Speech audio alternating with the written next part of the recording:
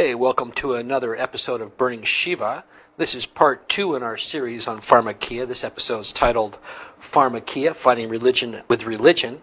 And the last episode was Pharmakeia, George W. Bush, the Apocalypse, and the War on Drugs.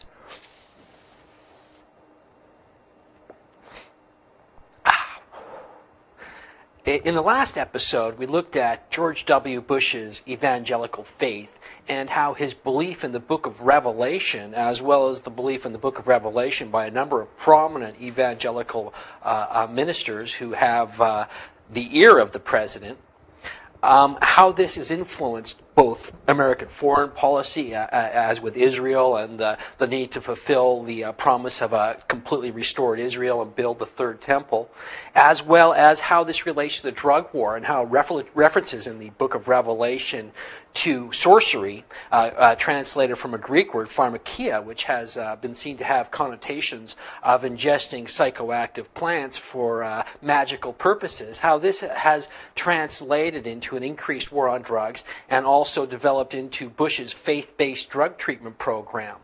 Now, since we did that last episode, Bush has expanded the faith-based drug treatment program pretty extensively. Bush pushing for more faith-based funds. Monday, January 3rd, 2005. By Lori Meckler, Associated Press writer, Washington. President Bush has succeeded in opening the checkbooks of 5 federal departments to religious organizations. Now he's setting his sights on money doled out by the states.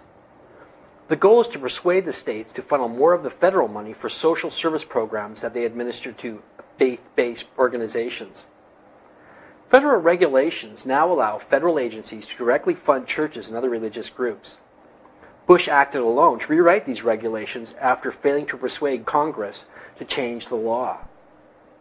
Partly as a result, in 2003, groups dubbed faith-based received $1.17 billion in grants from federal agencies, according to documents provided by the White House to the Associated Press. That was about 8% of the $14.5 billion spent on social programs that qualify for faith-based grants in the 5 federal departments. That's not enough, said Jim Towie, director of the White House Office of Faith-Based and Community Initiatives. An additional $40 billion in federal money is given out by state governments, he said, and many states do not realize that federal rules now allow them to fund these organizations. We're on the sunrise side of the mountain, he said.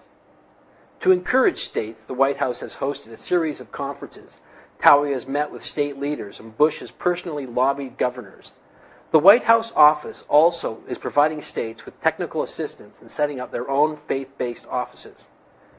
Towie's office will also be looking for cases in which the administration believes state or local governments are not treating religious groups fairly.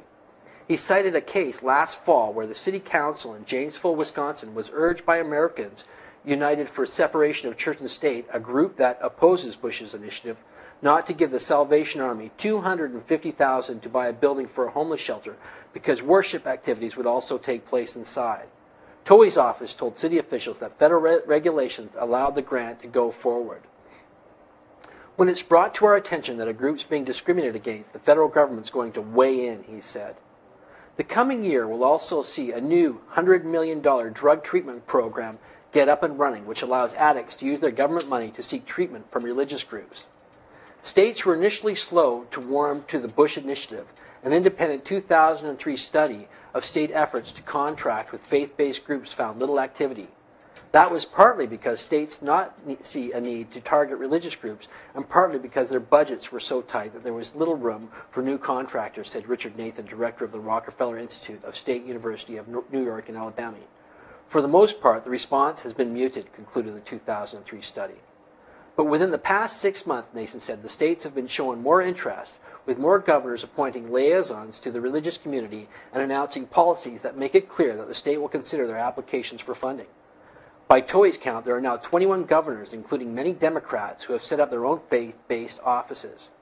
Meanwhile, opponents who contend that the White House is walking over the line separating church and state are looking for a case to take to court to challenge the entire initiative on constitutional grounds, and they are promising to keep their eye on the states. There clearly is a wave of new faith-based offices coming to states around the country, and I think some of them are likely to deal with it responsibly, and others to deal with it as irresponsibly as administration does, says the Reverend Barry Lynn, Executive Director of the Americans United for Separation of Church and State.